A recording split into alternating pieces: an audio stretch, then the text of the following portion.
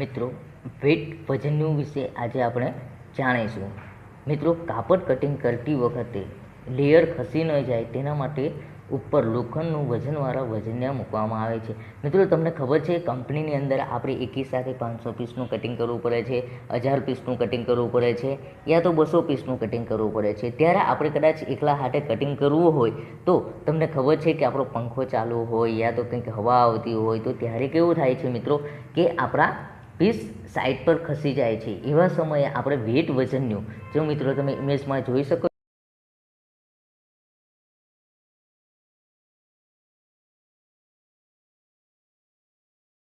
એમને મૂકી દેવું પડે છે કે જેનાથી કાપડ ન તો ખસી જાય અને વ્યવસ્થિત રીતે રહે છે, અને એની ઉપર મૂકીને આપણે બીજી જગ્યા પણ લઈ જઈ શકીએ છીએ કે આપણે ટેબલ ઉપર ખસેડી શકીએ છીએ. મિત્રો, બરાબર છે ને મિત્રો?